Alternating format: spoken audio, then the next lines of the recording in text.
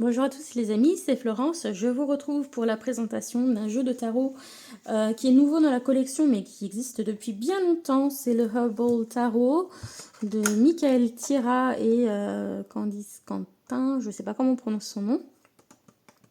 Candice Quentin, aux éditions US Games. Donc c'est pas la première édition hein, parce que les tranches sur le côté de la boîte n'étaient pas comme ça avant.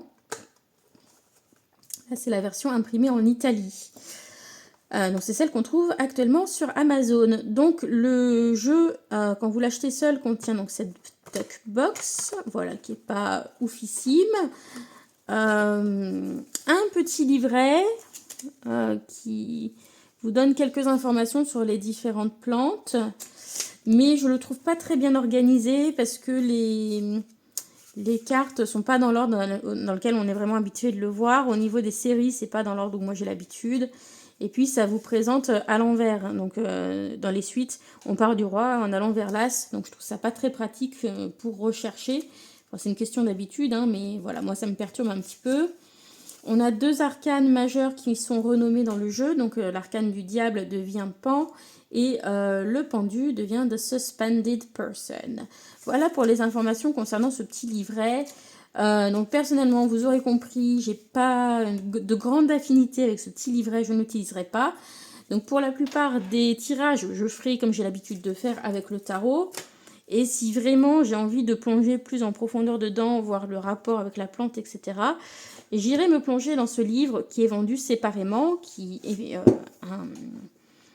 un livret voilà, d'accompagnement plus détaillé, on va dire. Donc celui-ci, il est au prix de 9 €, disponible sur Amazon. Et donc, je vous en parle en fin de la review. Oups là. Voilà. Donc, c'est parti. Herbal Tarot. Donc, c'est un jeu de 1988. Et ça fait plusieurs saisons, plusieurs années qu'au printemps, il me tente. Parce que voilà, on a beaucoup d'herbes dedans. Et de plus en plus, j'aime travailler avec ce genre d'énergie. Notamment à la saison du printemps. Donc voilà. Tout d'abord, donc les tranches sont neutres, le format c'est standard US Games. Le dos, je le trouve très très sympa. Donc il est comme ceci. Donc on a des petites branches de romarin, des petites coccinelles, des petites fleurs. Voilà, je trouve que c'est très printanier. Et au niveau du graphisme, je trouve qu'on est sur quelque chose qui va se rapprocher aussi un peu de l'univers du Morgan Greer Tarot, toujours de chez US Games. Ouais, je trouve qu'il y a quelque chose d'un petit peu similaire. Alors le Morgan Greer est un peu plus vieux, il est sorti en 79, il a presque 10 ans de plus. Mais dans le design des coupes et certaines cartes, notamment celles que je vous ai sorties ici, voilà, je trouve qu'il y a un univers un petit peu similaire. Voilà, donc vous me direz ce que vous en pensez, mais moi je trouve que c'est un petit peu dans le même style, et puis les couleurs aussi, voilà, je trouve sont assez proches. Je vais grossir un peu pour qu'on puisse voir mieux les cartes. Hop là. Et c'est parti, donc de Herbal Tarot. Donc là on a une jolie carte de présentation avec une fleur d'églantier. Ici, on a une petite carte comme ça qui a un message. Alors, on peut décider de la laisser dans le jeu si on souhaite. Donc, le chemin de l'herbaliste est de nous ouvrir à la nature d'une manière pure et innocente. En retour, elle vous ouvrira sa bonté et nous récompensera avec de nombreux secrets de valeur. Puisse la terre vous bénir. Donc voilà la carte. C'est une carte supplémentaire, donc vous en faites ce que vous voulez, vous la laissez ou vous la retirez. Et donc ensuite on va retrouver donc nos cartes. Alors sur chaque carte on va retrouver donc une bordure de couleurs. C'est pas forcément la même couleur sur toutes les cartes, vous voyez. Hein, et puis donc une deuxième bordure blanche autour. Ici malheureusement on va avoir le copyright sur le côté qui est quand même assez visible. Donc ça pourrait être un jeu qu'on pourrait assez facilement réduire au niveau des bordures. Puisqu'en plus il y a les traits qui sont tracés, donc ce serait assez facile de couper dessus. Voilà, donc si vraiment c'est quelque chose qui vous embête, c'est faisable. Puis ensuite, il y a des petits trucs où on pince là pour faire les coins. Voilà, après, bon, moi j'aime pas forcément le faire, mais voilà, ça peut toujours être fait assez facilement si c'est quelque chose qui vous dérange. Donc le principe, c'est qu'à chaque fois on va retrouver le nom d'une plante, un dessin de la plante, alors plus ou moins ressemblant, et puis une illustration qui va généralement être basée sur le Rider-Waite. Certaines s'en éloignent un petit peu. Voilà. Donc le ginseng pour le fou, l'astragale pour le magicien. Donc on retrouve voilà, les symboles classiques, la cape rouge, le bâton, l'épée, le pentacle et la coupe. Voilà, donc on retrouve quand même pas mal de l'imagerie du Rider-Waite. Mais je trouve qu'on a un côté très printanier par l'ajout des plantes qui sont autour. Donc ici, c'est la pivoine. C'est une de mes cartes préférées dans ce jeu. Alors ici, je pense que c'est une plante chinoise. Voilà, parce qu'il y a des plantes utilisées aussi en médecine chinoise. Donc l'impératrice. Donc vous voyez, même si vous vous y connaissez pas en plantes, vous pouvez aussi l'utiliser juste comme un rider classique. Et puis après, voilà, si vous êtes curieux, je vous conseille d'acheter le livre voilà, plus approfondi pour aller creuser ce qui se dit sur les plantes. Alors il y a beaucoup de plantes dont je ne connais pas forcément le nom. Voilà, ça va me demander un travail de traduction et de recherche. Mais ce travail, je noterai les équivalents dans ce livre. Donc l'empereur, le grand prêtre au lieu du hiérophante, donc avec la sauge, une croix de Ankh aussi ici, et on a cette couleur indigo voilà, qui nous fait parler du monde spirituel, et puis le bleu pour la communication. J'ai remarqué dans le livret qu'il faut particulièrement prêter attention aux couleurs qui sont utilisées dans les cartes. Voilà. Donc le persil pour les amoureux. Donc voilà, on retrouve des petites moustaches comme dans le Morgan Greer. Voilà, et des coupes un peu mulet, donc voilà, c'est années 80. Celui-ci est peut-être un peu plus années 70, celui-ci un peu plus années 80, effectivement. Mais on retrouve quand même un petit peu quelque chose, quoi. Vous n'allez pas me dire que... Voilà. Donc ensuite, la force avec donc, le piment de Cayenne. Donc oui, on comprend pourquoi. L'ermite avec la réglisse. Alors, ensuite, la roue de médecine, donc pour la roue de fortune. Alors, Slippery Elm, j'ai pas envie de vous dire de bêtises. Le plantain pour la justice. Donc ici, la carte du pendu est également renommée. Alors, kelp, je ne sais pas quelle plante c'est. Ici, les fleurs de sureau pour la carte de la mort. L'échinacée pour la tempérance. Alors ça, l'échinacée, la teinture mère d'échinacée, c'est génial. Moi qui suis très sensible au rhume, aux angines, etc. Là, j'étais un peu embêtée en début d'hiver. Depuis, j'ai fait cure d'échinacée. J'en prends tous les matins 20 gouttes dans mon verre et je suis plus embêtée. L'obélie avec donc Pan, le diable, l'ail avec la tour.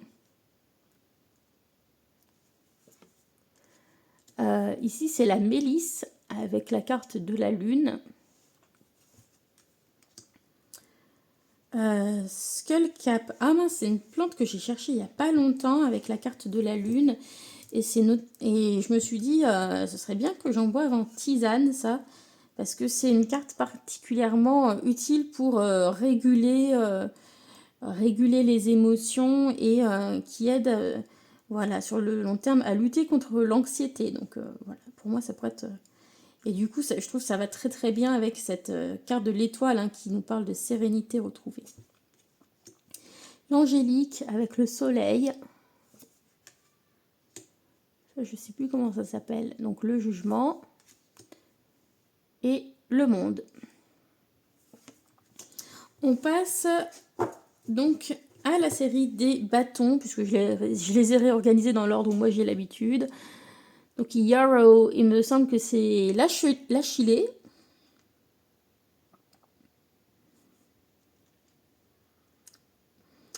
Deux de bâton, le basilic. Le safran sur le 3 de bâton. Les graines de fenouil sur le 4 de bâton.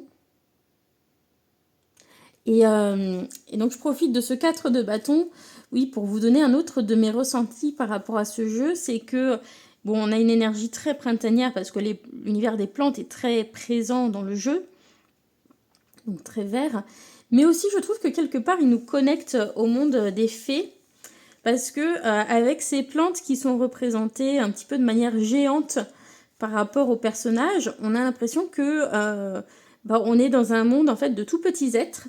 Et ça me fait penser un petit peu au conte de Pousselina. Voilà, donc, ou l'histoire de Pousselina. Donc, voilà, celle-ci, c'est une carte voilà, pour laquelle j'ai beaucoup de tendresse. Ça me rappelle Pousselina. Alors, le 5 de bâton avec le curcuma. D'ailleurs, celle-ci fait partie de celle qui me fait beaucoup penser au Morgan Greer Tarot. Si vous regardez les espèces de gants que portent les personnages, vous voyez, je trouve qu'on est vraiment dans quelque chose d'assez similaire, mais comme si on avait pris un petit peu de recul par rapport à l'illustration du Morgan Greer. Je continue, donc le 6 de bâton. Alors, c'est vrai que c'est bien quand même d'avoir déjà un petit peu connaissance des cartes de tarot, parce que des fois... de par la présence de la plante, on peut avoir certains symbolismes qui disparaissent. Par exemple, ici, on perd la couronne de laurier, enfin, on perd une partie de ce qui nous fait comprendre que c'est la victoire, vos mérites qui sont reconnus, etc. Voilà, on perd un petit peu, même beaucoup, je trouve, du symbolisme de certaines cartes. Alors, ça dépend lesquelles. Mais sur celle-ci, voilà, je trouve qu'on ne retrouve pas forcément de manière évidente le symbolisme habituel. Alors, Hawthorn, si je ne dis pas de bêtises, c'est l'aubépine. Alors, Wild Ginger, donc c'est le gingembre sauvage, donc ça n'a rien à voir avec le gingembre qu'on utilise en cuisine. Bon, vous voyez, par contre, celle-ci, on comprend bien ce qui se passe, mais voilà, ça dépend un petit peu des cartes.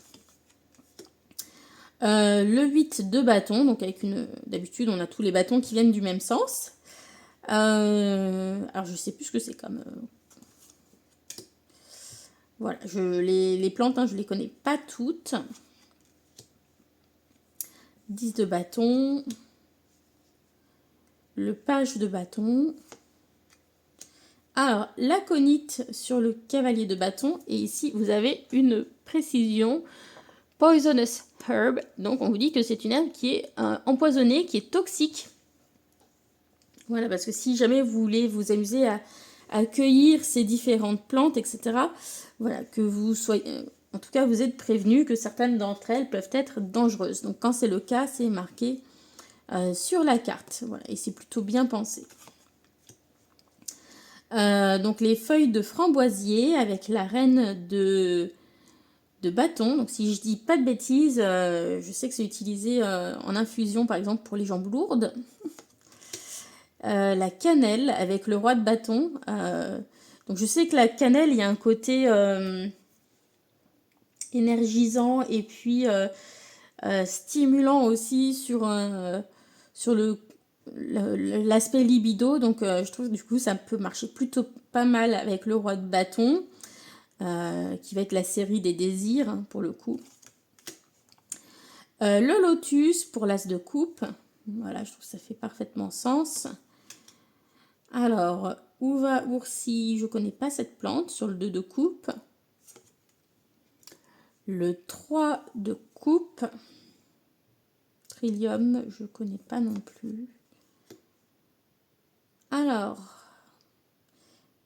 Burdock, je crois que ça doit être la bardane, si je dis, ou la badiane. Non, la bardane, je sais plus. Le 5, le 6 de coupe avec la pastèque. Ensuite, les baies de genièvre avec le 7 de coupe. Donc là aussi, on a quelque chose de très proche, je trouve esthétiquement, du Morgan Greer. Je vais vous mettre les deux en comparaison. Le dragon est très ressemblant. On a le masque. Enfin, je sais que enfin, les couronnes de laurier, etc. Évidemment, il y a certains symboles qui sont tout à fait classiques de retrouver dans le set de coupe, bien sûr. Mais même, vous voyez, dans la manière dont les nuages sont représentés, les tons utilisés, la forme des coupes. Voilà, je trouve qu'il y a quand même quelque chose de... Voilà, je trouve qu'il est assez similaire, un peu la même ambiance. Donc, si vous aimez le Morgan Greer Tarot, moi j'ai la sensation que celui-ci, c'est un petit peu une revisite du Morgan Greer, mais avec des plantes en plus et un petit peu plus années 80 au niveau des personnages. Mais je trouve que le Morgan Greer, il a une touche très été, septembre, début de l'automne, et celui-ci plus printanière. Donc voilà. Alors, le 8 de coupe, le 9 de coupe et le 10 de coupe avec la marijuana. Le page de coupe,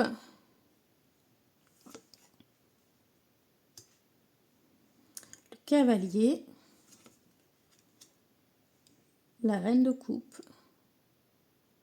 Donc au niveau des personnages, quand même, je trouve que globalement, ils sont plus jolis dans le Morgan Greer la plupart du temps. Il y a plus d'attention portée au dessin des personnages. Mais voilà, je trouve qu'on reste un petit peu dans la même veine, on va dire. Donc le roi de coupe. Ensuite, l'as d'épée avec la camomille.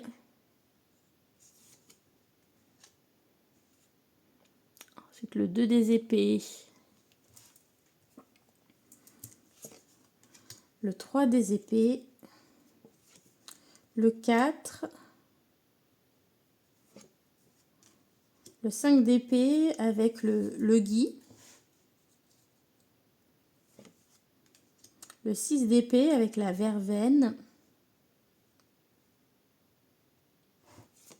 Un peu plus pipe deck dans les épées.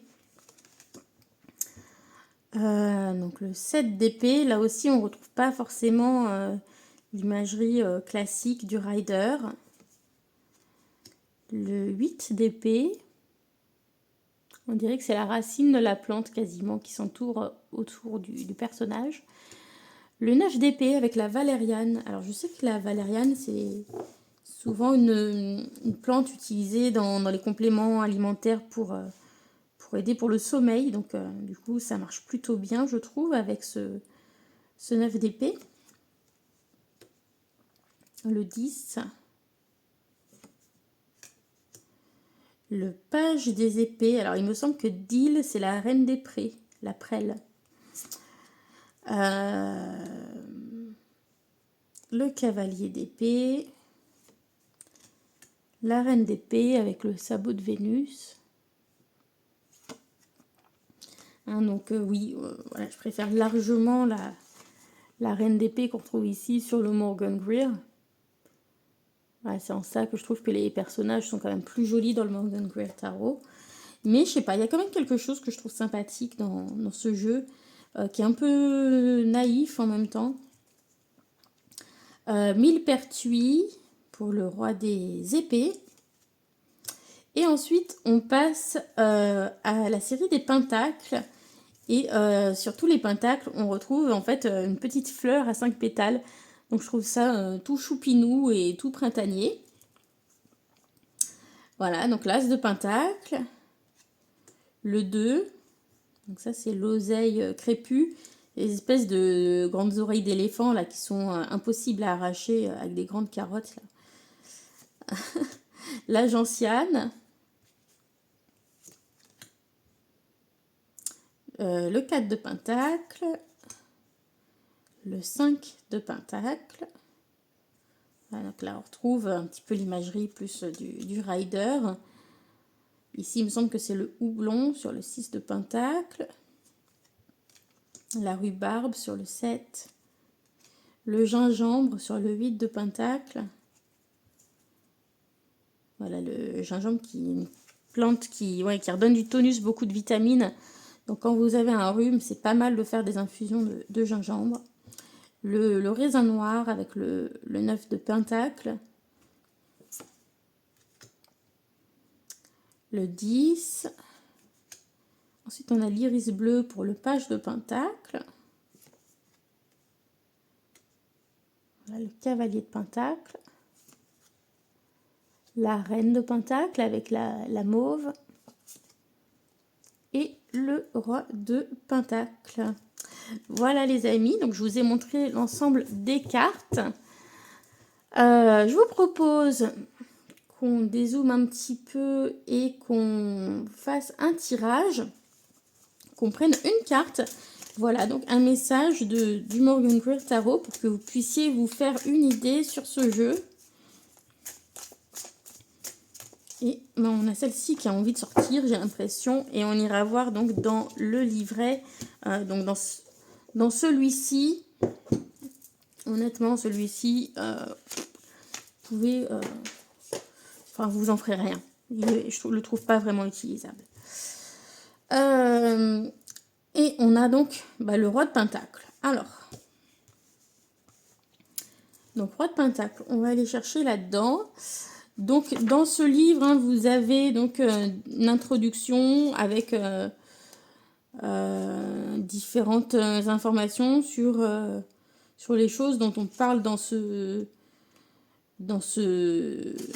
livret, donc les méditations avec les plantes, les propriétés spirituelles des herbes, les formulations avec des herbes, les plantes toxiques, empoisonnées, psychotropes, la guérison avec les talismans, les petites pochettes, les charmes avec les herbes, les smudges, donc c'est les bâtons de plantes séchées qu'on utilise comme des encens, les affirmations, les mantras, les plantes alliées, utilisez votre intuition. Ensuite, une petite chose sur les éléments et les suites du tarot. Et ensuite, voilà, pour les cartes, donc on a une miniature, le nom de la carte, la plante, avec le nom en anglais, le nom scientifique, une association planétaire sur les majeurs, une explication plus détaillée de la carte, de l'illustration. Et à chaque fois, on va, par exemple ici, on vous dit astragal, l'herbe de la créativité. Donc on vous donne un petit peu un mot-clé en fait. Ici, la racine de pivoine, herbe de la connaissance intérieure. Voilà. Et donc on vous donne les propriétés spirituelles, médicinales, la posologie, enfin la dose, la préparation, si vous voulez fabriquer des choses, des mots-clés, un mantra et puis d'autres herbes avec lesquelles on peut les utiliser. Et donc maintenant on va regarder notre roi de pentacle. Alors c'est pas dans l'ordre. J'aille au pentacle. Ils sont où les pentacles? Ils sont au début. Hop.